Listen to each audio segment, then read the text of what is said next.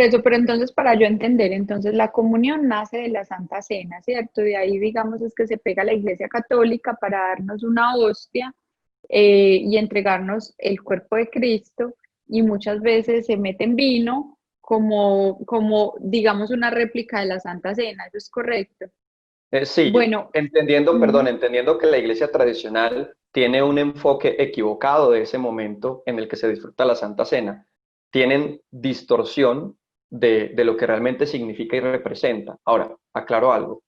Ese momento de la Santa Cena, la Biblia lo llama el momento de la Santa Cena, es eso que la iglesia tradicional llama la primera comunión. Esa primera comunión, siempre diré que ese primer momento de comunión con Dios es cuando nosotros empezamos a hablar con Él y cuando somos conscientes de una relación que yo tengo con Dios. Y esa primera comunión, ¿cuándo nace? Cuando yo soy o un niño o un adolescente que ha sido enseñado por sus padres y que a través de esa enseñanza de sus padres ellos entienden esos momentos en los que ellos pueden orar o hablar con Dios. Entonces, la verdadera comunión siempre empieza es con Dios. Entonces, alguien dirá como, entonces, ¿cuándo yo debo hacer la primera comunión? Cuando usted entra en esos momentos de hablar con Dios, de tener comunión con Dios, intimidad con Dios, y nace es desde esos momentos de hablar y orar con Dios. Ahí nace la primera ok. comunión. Entonces, respondiéndole a María Eugenia, la primera comunión, como nos la enseñaron, que se trata de comulgar y comernos el cuerpo de Cristo, eso no es bíblico, no está en la Biblia. Y entonces, en ese orden de ideas, no es pecado no comulgar, ¿cierto? La otra pregunta entonces es que estabas hablando de la Santa Cena, Holmen, y a mí me ha tocado ir a iglesias cristianas donde nos dan un pedacito de pan y una copita de vino reflejando la Santa Cena. Eso sí vendría a ser algo bíblico, eso sí tiene coherencia. Sí, total. Dice la palabra de Dios que cuando celebremos la Santa Cena, aparte de que dice que lo hagamos con una conciencia de lo que realmente significa, y habla acerca del fruto de la vid o del fruto de la uva, ¿sí? O el zumo de la uva, y habla acerca del pan sin levadura, y que el pan representa el cuerpo de Cristo. No es que si yo me como el pan me estoy comiendo el cuerpo de Cristo, o no es que si en la iglesia tradicional se piensa que cuando yo me como la hostia me estoy comiendo el cuerpo de Cristo. No es así de una manera literal. Cuando la Biblia dice que el pan representa, no es que es el cuerpo, representa el pan, que somos parte de ese cuerpo de Cristo, y el zumo de uva o el fruto de la vid representa la sangre de Cristo que nos ha limpiado de pecado. No es que el vino es la sangre de Cristo, no, es una representación Ok, de ese. entonces la Santa Cena básicamente, porque pues la palabra cena uno la asocia con comunidad, pues banquete. O Sí, sea que la Santa Cena entonces fue básicamente pan y jugo de uva o vino, total. porque el Sí, fruto de la vida es un jugo de uva sí, o un vino. sí. O sea, cuando los discípulos hicieron esa Santa Cena, básicamente fue con esos dos elementos. Sí, con esos dos pensamientos de recordar lo que Cristo estaba haciendo por nosotros, perdón, iba a hacer por nosotros, que iba a entregar su vida y iba a derramar su sangre por nosotros. Hoy Ujú. nosotros disfrutamos la Santa Cena recordando que Cristo nos ha limpiado de pecado y que somos parte de ese cuerpo, de esa familia de Dios. Ok, Holmen, otra cosa. Mira que estaba hablando hace poco con alguien cristiano que me decía que, pues yo no conozco tanto del tipo de iglesias, tú sí, pero básicamente las más conocidas son dos tipos: pentecostales, que son los que invocan los dones del Espíritu Santo, los que hablan en lenguas todo el tiempo, los que liberan demonios en las iglesias, se dan dones de profecía que unos se cumplen y otros no, bueno, en fin. Y está la iglesia bautista, donde digamos es casi que prohibido completamente cualquier tipo de don espiritual. Entonces él me decía que a él le parecía que no había como una iglesia intermedia. Entonces él me contaba, yo tengo el don de lenguas, me decía, yo tengo el don de lenguas, pero me parece muy triste que dentro de la iglesia no lo pueda hablar porque pues es un don que Dios me dio. Y de hecho también tengo el don de interpretación de lenguas, entonces, ¿por qué en algún momento no usarlo? Ok, bueno, esto es un tema muy profundo porque digamos que a través de los años el cristianismo ha estado, digamos, y es muy triste decirlo, pero ha estado dividido desde las raíces de las doctrinas y desde aquellos reformadores y personas que en un tiempo específico de la vida determinaron entrar con unas formas y unas maneras de orientar a un pueblo, y que esas formas y esas maneras de orientar a un pueblo terminaron siendo peligrosas por manejos no tan bíblicos o no tan sanos a la hora de formar a un grupo o a unas personas específicas. Ahora, los pentecostales, ¿de dónde viene la palabra pentecostal o pentecostés? Que esa es la palabra bíblica, pentecostés.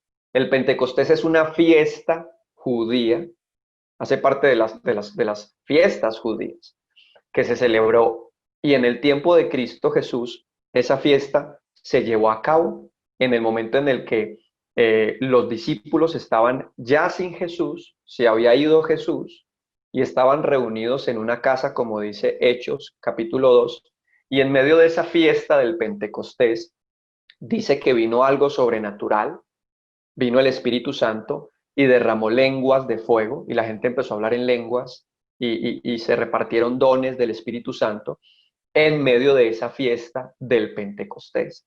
Entonces, a los cristianos que se les llaman pentecostales, quiere decir que son cristianos donde dentro de sus organizaciones se mueve mucho el Espíritu Santo y hay un mover de los dones, de lenguas, de todos aquellos dones que el Espíritu Santo trae al creyente.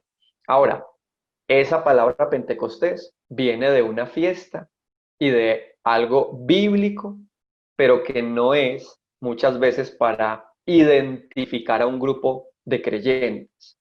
Los creyentes debemos aprender a identificarnos no por una fiesta, no por un color, no por un título de un reformador o no por el título de un predicador, porque incluso Pablo decía, porque es que algunos están diciendo que son de Pablo, que son de Cefas. Venga, ¿cómo así?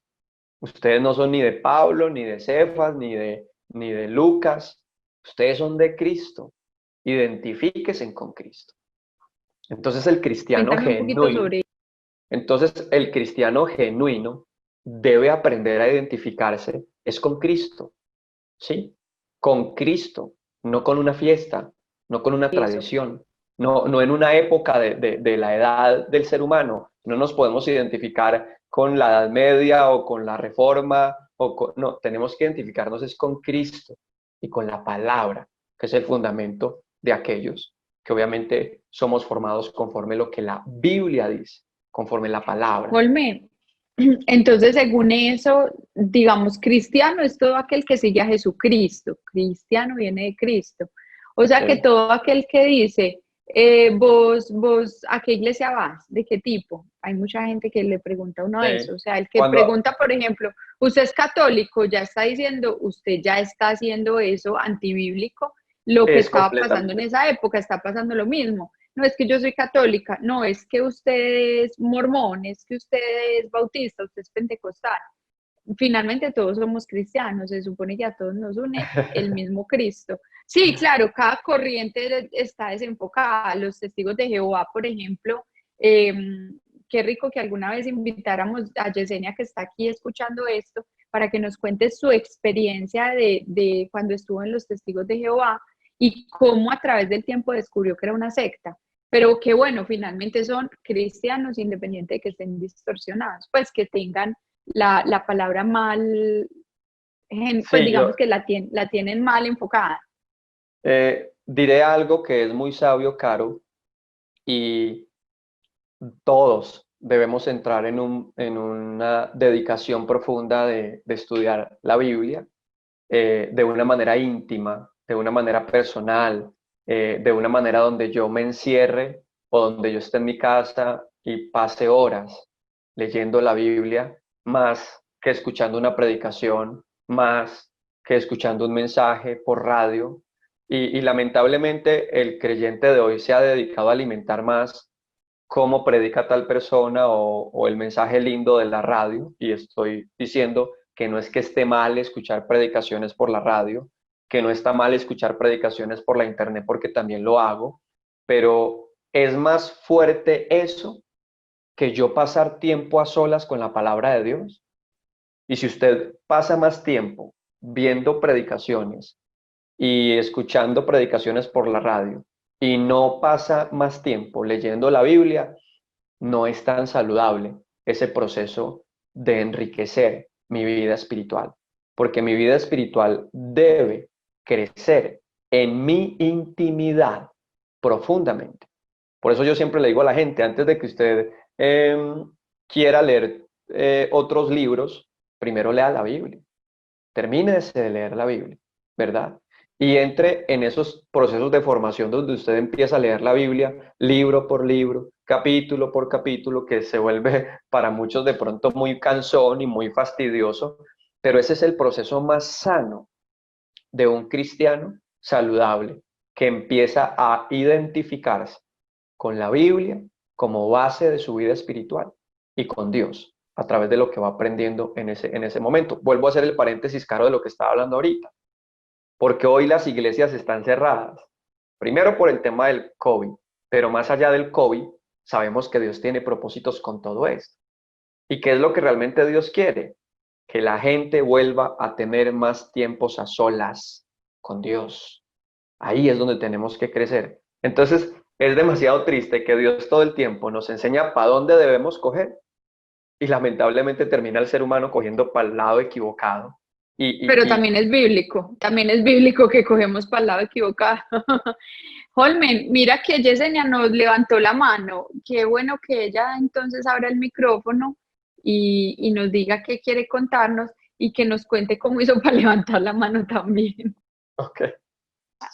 Bueno, precisamente como dice Holmen, cada uno debe estar pendiente de su crecimiento espiritual, su crecimiento personal, su intimidad con Dios. Y precisamente también por eso existen los maestros, que nos ayudan a aprender, a ampliar más nuestro conocimiento. Y precisamente por eso en estos momentos estamos acá, porque queremos aclarar las enseñanzas tengamos, así que las tengamos alargadas. Por ejemplo, Holmen estamos hablando de la cena y precisamente los de Jehová no participan en los emblemas. Incluso ellos lo hacen cada año y no participan. Para ellos, los únicos que deben participar son los 144,000 que son ungidos.